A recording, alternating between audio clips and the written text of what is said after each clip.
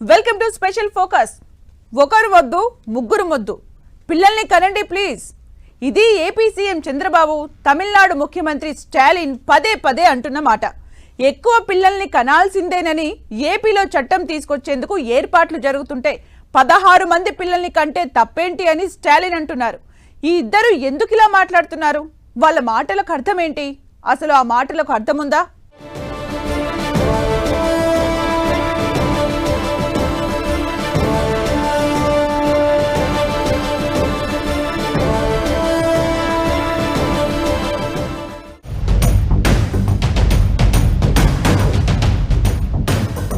ఎక్కువ పిల్లల్ని కనాల్సిందే అంటున్న చంద్రబాబు, 16 మంది పిల్లల్ని కనండి అంటున్న స్టాలిన్. ఇద్దరి మాటలకు అర్థమేంటి? అసలు అర్థముందా? ఎక్కువ మంది పిల్లల్ని కనాలని పదే పదే ఎందుకు చెబుతున్నారు? పిల్లల్ని కనకపోతే దక్షిణాదికి జరగబోయే నష్టం ఏంటి? పిల్లల్ని కనండి ప్లీజ్ అని చంద్రబాబు అంటుంటే మనకు 16 మంది అని స్టాలిన్ పిలుపునిస్తున్నారు. పిల్లల్ని కంటేనే మనం బాగుంటాం, దేశం బాగుంటుందని పిలుపునిస్తున్నారు. ఏపీ సర్కార్ ఓ అడుగు ముందుకేసి ఇద్దరికంటే ఎక్కువ సంతానం ఉన్నవారిని స్థానిక సంస్థల ఎన్నికల్లో పోటీ చేసేలా చట్టం తీసుకొచ్చేందుకు సిద్ధమవుతోంది.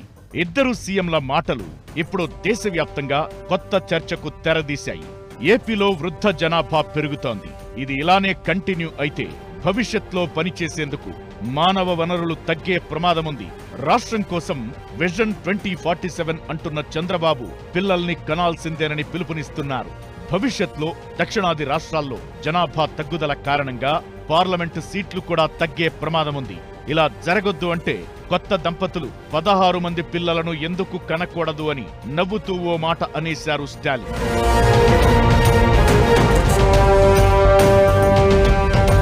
నిజానికి ఉత్తరాది రాష్ట్రాల్లో జనాభా పెరుగుదల రేటు అధికంగా ఉండగా దక్షిణాది రాష్ట్రాల్లో మాత్రం బాగా తగ్గింది. కుటుంబ నియంత్రణ కార్యక్రమాలను దక్షిణాది రాష్ట్రాల్లో స్ట్రాంగ్ గా అమలు చేయడమే దీనికి కారణం. 2011 జనాభా లెక్కల నాటికే ఉత్తర దక్షిణాది రాష్ట్రాల మధ్య సమతౌల్యం దెబ్బతింది. దీంతో ఆర్థిక సంఘం సిఫార్సుల్లో దక్షిణాది రాష్ట్రాలు తమ వాటాను కోల్పోయామన్న భావన వ్యక్తమవుతోంది. ఈ ప్రమాదాన్ని పసిగట్టిన చంద్రబాబు 10 ఏళ్ల క్రితం నుంచే జనాభా పెంపు గురించి చెబుతుండగా ఇప్పుడు ఆయనకు స్టాలిన్ స్వరం యాడయింది. అటు ఏపీలో జనాభా తగ్గిపోతోంది.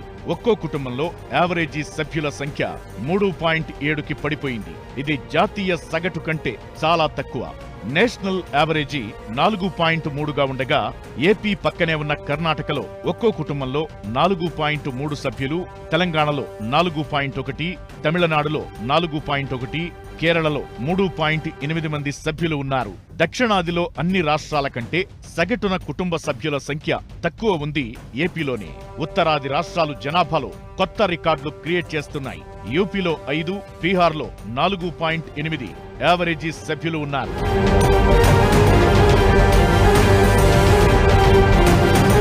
దక్షిణాదిలో జనాభా పెరుగుదల ఆగిపోవడంతో పార్లమెంట్లో ప్రాతినిధ్యం తగ్గుతోందనే ఆందోళనలు కనిపిస్తున్నాయి.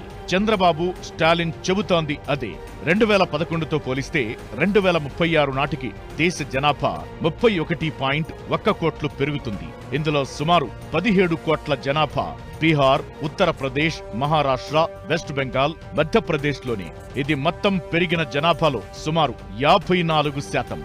ఏపీ, ఆంధ్రప్రదేశ్, తెలంగాణ, కేరళ, తమిళనాడు, కర్ణాటకల్లో పెరిగే జనాభా 2.9 కోట్లు. అంటే ఇది మొత్తం పెరిగిన జనాభాలో కేవలం 9%. జనాభా సంఖ్య ఆధారంగా అసెంబ్లీ, లోక్సభ నియోజకవర్గాల సంఖ్య ఉంటుంది.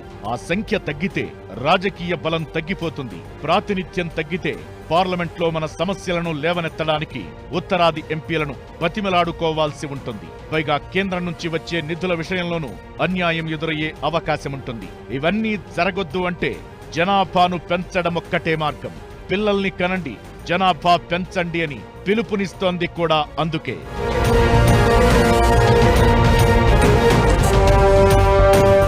ఏ రాష్ట్రానికి ఎన్ని ఎంపీ సీట్లు ఉండాలనేది ఆయా రాష్ట్రాల జనాభా ఆధారంగా నిర్ధారిస్తారు. ప్రస్తుతం ఉన్న సీట్లను 1971 జనాభా లెక్కల ఆధారంగా విభజించారు. అయితే 1971 తరువాత దక్షిణాది రాష్ట్రాలు జనాభా భారీగా తగ్గిస్తూ వచ్చాయి. రాజ్యాంగంలోని 82, 170 ప్రకరణల ప్రకారం జనాభా లెక్కల ఆధారంగా పునర్విభజన జరుగుతుంది. 1976 వరకు డీలిమిటేషన్ జరిగితే రాష్ట్రాల వారీగా ఎంపీల సంఖ్య మారుతుండేది. అప్పటి వరకు అన్ని చోట్ల జనాభా పెరుగుదల ఒకేలా ఉండేది. దీంతో రాష్ట్రాల మధ్య 1-2 సీట్లు పెరిగినా తగ్గినా పెద్ద సమస్య వచ్చేది కాదు. అయితే ఆ తరువాత జనాభా కంట్రోల్ విషయంలో ఉత్తరాది, దక్షిణాది రాష్ట్రాల మధ్య మార్పులొచ్చాయి. దీంతో 1976లో రాజ్యాంగ సవరణ జరిగింది. నియోజకవర్గ సరిహద్దులు ఎలా అయినా మార్చొచ్చు గాని రాష్ట్రానికున్న ఎంపీల సంఖ్యను మార్చకూడదనేది సవరణ చేశారు. అప్పట్లో దానికి 25 ఏళ్ల డెడ్ లైన్ పెట్టారు. 1976 నుంచి 2001 వరకు మొదటి డెడ్ లైన్ పూర్తయింది. 2001 నాటికి రాష్ట్రాల మధ్య జనాభా అంతరాలు తగ్గుతాయని భావించారు. అయితే అలా జరగలేదు. దీంతో ఈ గడువు మరో 25 ఏళ్లు పెంచారు. అంటే 2026కి అది పూర్తవుతుందన్నమాట. ఈసారి జరిగే డీలిమిటేషన్లో ఎంపీల సంఖ్య మార్చే ఛాన్స్ చట్ట ప్రకారం ఉంటుంది. 2026 తరువాత జనాభా లెక్కలు ఎప్పుడు జరిగితే అప్పుడు నియోజకవర్గాల పునర్విభజన జరుగుతుంది. ఇదే దక్షిణాది రాష్ట్రాలు పార్టీల భయం. జనాభా ప్రాతిపదికన డీలిమిటేషన్ చేస్తే ఇది ఆదర్శంగా అమలు చేయనటువంటి నార్త్ రాష్ట్రాలకు ఎక్కువ పార్లమెంటు సీట్లు పోయి వాళ్ళకేం న్యాయం జరుగుతుంది, మాకేం సీట్లు తగ్గిపోయి అన్యాయం జరుగుతుంది. అంటే ఆదర్శం పాటిస్తే అన్యాయం జరుగుద్దా అనేటువంటిది స్టాలిన్ యొక్క ప్రశ్న. జనాభాను నియంత్రించిన దక్షిణాది రాష్ట్రాలకు లోక్సభలో సీట్ల సంఖ్య తగ్గుతుంది. జనాభాను పెంచిన ఉత్తరాది రాష్ట్రాలకు సీట్లు పెరుగుతాయి. అదే జరిగితే దక్షిణాది రాష్ట్రాలన్నీ తీవ్రంగా నష్టపోతాయి. ఏపీలో ప్రస్తుతం 25 లోక్సభ సీట్లు ఉన్నాయి. ప్రస్తుత జనాభా అంచనా ప్రకారం 2026 నాటికి అవి 20కి తగ్గుతాయి. తెలంగాణలో 17 నుంచి 15 సీట్లకు తగ్గుతాయి. తమిళనాడులో 39 నుంచి 30కి, కేరళలో 28 నుంచి 26కి, కర్ణాటకలో 20 నుంచి 14కు తగ్గే అవకాశం ఉంటుంది. ఇదే జరిగితే దక్షిణాది గొంతు పార్లమెంటులో తక్కువ వినిపిస్తుంది. ఉత్తరాది పెత్తనం మరింత పెరుగుతుందన్నది ఇక్కడి పార్టీల భయం. ఇవన్నీ వదిలేస్తే కేంద్రం గ్రాంట్ల విషయంలోనూ అన్యాయం జరిగే అవకాశముంటుంది. కేంద్రం దగ్గర 100 రూపాయలుంటే జనాభాను దృష్టిలో పెట్టుకుని లగ్డావాలా కమిటీ సిఫారసు ప్రకారం బీహార్, యూపీ లాంటి రాష్ట్రాలకు 90 రూపాయలు, మిగతా 10 రూపాయలను దక్షిణాది రాష్ట్రాలకు సర్దాల్సి ఉంటుంది. లెక్కల ప్రకారం ఇది న్యాచురల్ అనిపించినా అసలు దెబ్బ వేరే ఉంటుంది. పన్నులు కట్టేవారి సొమ్ము పన్నులు చెల్లించని వారికి వెళుతుందన్నది మరికొందరి వాదన. పిల్లల్ని కనండి, జనాభా పెంచండి అని చంద్రబాబు, స్టాలిన్ పదే పదే చెబుతోంది. అందుకే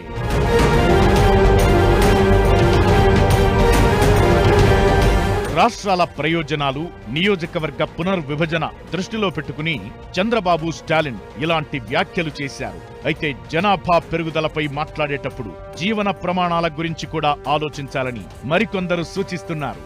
ఉద్యోగ ఉపాధి అవకాశాలు, నాణ్యమైన విద్య అందించినప్పుడే జనాభా పెరిగినా ఇబ్బందులు తలెత్తవు. సంపన్నులు ఎంతమంది పిల్లలను కన్నా వారిని చక్కగా చూసుకునే సామర్థ్యం ఉంటుంది. ఓ పేద జంట 4 పిల్లలని కంటే పోషించడానికే ఇబ్బందులు పడాలి. ఆ పిల్లల జీవన విద్యా ప్రమాణాల సంగతేంటని ప్రశ్నిస్తున్నారు. ఉత్తరాది రాష్ట్రాల్లో జనాభా భారీగా పెరిగింది. అదే సమయంలో నిరక్షరాస్యత పెరిగింది, పేదరికం పెరిగింది. పిల్లల్ని కనండి అని పిలుపునిచ్చే ముందు బీహార్, యూపీ లాంటి రాష్ట్రాల్లో దారుణ పరిస్థితులను దృష్టిలో పెట్టుకుని మాట్లాడాలని సూచిస్తున్నారు.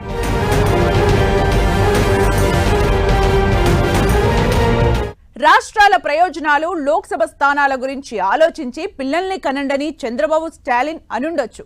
అది వేరే సంగతి. మరి ప్రపంచ కుబేరుడు మస్క్ కూడా ఇదే మాట ఎందుకంటున్నారు? పెంపకం ఖర్చు ఆలోచించొద్దు, పిల్లల్ని కనండని ఎందుకు చెప్తున్నారు?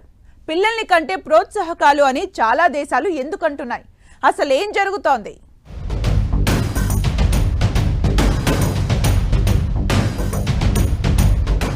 పిల్లల్ని కనండి, కుటుంబాన్ని పెంచుకోండి. మస్క్ కొత్త పిలుపు వెనక ఆంతర్యం ఏంటి? పిల్లల్ని కంటే చాలా దేశాల్లో ప్రోత్సాహకాలు. సంతానోత్పత్తి రేటు ప్రపంచాన్ని వేధిస్తోందా? ప్రపంచవ్యాప్తంగా చాలా దేశాల్లో పిల్లలను కనేందుకు ఎవరూ పెద్దగా ఆసక్తి చూపించడం లేదు. దీంతో సంతానోత్పత్తి రేటు భారీగా పడిపోతోంది. ఈ జనాభా నియంత్రణ కారణంగా రాబోయే రోజుల్లో తీవ్ర పరిణామాలు ఎదుర్కొనే ప్రమాదం ఉంటుందనే ఆందోళనలు వ్యక్తమవుతున్నాయి. ప్రపంచ కుబేరుడు ఎలాన్ మస్క్ కూడా పాపులేషన్ కంట్రోల్ పై ఆందోళన వ్యక్తం చేశారు. పిల్లల పెంపకంతో అయ్యే ఖర్చుల గురించే జనాలు ఎక్కువగా ఆందోళన చెందుతున్నారని, అలాంటి ఆలోచనలు మానేసి పిల్లల్ని కనడంపై దృష్టి పెట్టాలని సూచించారు. పిల్లల్ని కనండి, కుటుంబాన్ని పెంచుకోండి అంటూ పిలుపునిచ్చారు. డబ్బు గురించి మరిచిపోండి, త్వరగా పెళ్లి చేసుకోండి, ఎక్కువ మంది పిల్లలను కనండని సూచించారు. 11 మంది పిల్లలకు తండ్రైన మస్క్ తనలానే చాలా మంది పిల్లల్ని కనాలంటూ కొన్నేళ్లుగా జనాలను ప్రోత్సహిస్తున్నారు. మస్క్ మాటల వెనుక మరో ఆంతర్యము ఉంది. సంతానోత్పత్తి తగ్గితే నెక్స్ట్ జనరేషన్ మీద ఆ ప్రభావం పడే అవకాశము ఉంటుంది. వరల్డ్ వైడ్గా న్యాచురల్ గ్రోత్ లేకపోతే అది ఎకలాజికల్ ఇంబ్యాలెన్సెస్కు దారితీస్తుంది, డెమోగ్రఫిక్ ఇంబ్యాలెన్స్కు దారితీస్తుంది. ఇది ప్రపంచానికి మంచిది కాదు. ఇంకా గ్లోబల్ వార్మింగ్ కన్నా ఇది డేంజరస్. కాబట్టి జనాభాని పెంచాల్సినటువంటి ఆవశ్యకత ఉందనేది మస్క్ అభిప్రాయపడ్డాడు. జనాభా తగ్గుతుండడంతో రష్యా, చైనా లాంటి దేశాలు పిల్లల్ని కంటే ప్రోత్సాహకాలు అంటూ ప్రకటనలు చేశాయి. ఇలా చాలా దేశాల్లో వృద్ధ జనాభా పెరుగుతూ పోతోంది. ఆసియా, యూరోప్ ఇప్పుడు ప్రపంచంలోనే అత్యంత వృద్ధ జనాభా కలిగిన ప్రాంతాలుగా మారిపోయాయి. 65 ఏళ్లు పైబడిన వారు ఎక్కువ మంది ఆయా దేశాల్లో నివసిస్తున్నారు. జపాన్ జనాభాలో 29% కంటే ఎక్కువ మంది వృద్ధులున్నారు. అక్కడ ప్రతి 10 మందిలో ఒకరు 80 ఏళ్ల వయసు వారే. ఇటలీలో 23% కంటే ఎక్కువ మంది 65 ఏళ్లు పైబడిన వారే. ఫిన్లాండ్, పోర్చుగల్, గ్రీస్లో ఈ సంఖ్య 22% ఉంది. Croatia, Greece, Italy, Malta, Portugal, Serbia, Slovenia, Spain లాంటి దక్షిణ ఐరోపా దేశాల్లోనూ వృద్ధ జనాభా భారీగానే ఉంది. ఇక్కడ 65 ఏళ్లు పైబడిన వారి సంఖ్య 21% ఉంది. ప్రపంచంలో అత్యధిక జనాభా కలిగిన దేశంగా ఉన్న చైనాలో 65 ఏళ్లు పైన వారి సంఖ్య ఆ దేశ మొత్తం జనాభాలో 12% ఉంది. అమెరికాలో ఈ సంఖ్య 16%గా ఉండగా భారత్లో 6 నుంచి 7%గా ఉంది.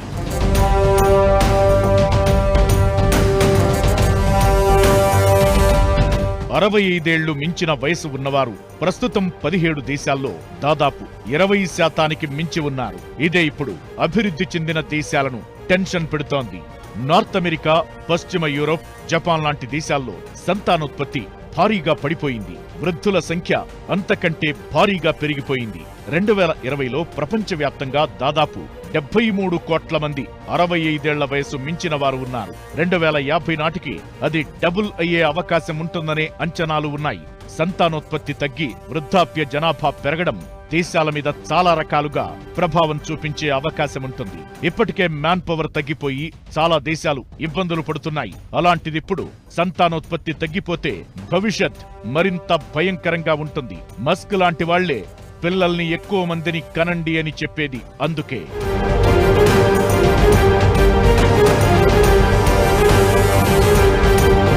వృద్ధుల జనాభా పెరుగుతోంది అంటే పనిచేసే జనాభా తగ్గుతోందని అర్థం. ఇది ప్రధానంగా మానవ వనరుల కొరతకు దారితీస్తుంది. సౌత్ కొరియా, చైనా, జపాన్ వంటి దేశాలు ఇప్పటికే ఈ సమస్యను ఎదుర్కొంటున్నాయి. పెళ్లి చేసుకున్న వారికి ఆర్థిక ప్రోత్సాహకాలను దక్షిణ కొరియా ప్రకటించింది. జపాన్ అయితే మ్యారేజ్ బడ్జెట్ కేటాయించింది. వృద్ధాప్య జనాభా పెరిగితే వారి సంరక్షణ కోసం ప్రభుత్వం ఎక్కువ ఖర్చు చేయాల్సి ఉంటుంది. ఆర్థిక వ్యవస్థకు వృద్ధులు అంతగా తోడ్పడలేరు. వృద్ధుల సంఖ్య పెరగడంతో నైపుణ్యం కలిగిన యువ కార్మికుల సంఖ్య తగ్గుతుంది. ఆరోగ్య రంగంపై ఒత్తిడి పెరుగుతుంది. కూలీల ధర పెరుగుతుంది. ఉత్పత్తి వ్యయం పెరుగుతుంది. ఇదే ఇప్పుడు ప్రపంచాన్ని భయపెడుతుంది. అందుకే వ్యాపారంలో అన్నీ తెలిసిన మస్క్ ఎక్కువ మంది పిల్లల్ని కనండి, మంచి భవిష్యత్కు బాటలు వేయండని పదే పదే చెబుతున్నాడు. ఇలా జనాభా అంశం ప్రపంచాన్ని వేధిస్తోంది. మన దగ్గర రాజకీయాన్ని నడిపిస్తుంటే మిగతా దేశాల్లో పరిశ్రమలను భయపెడుతోంది.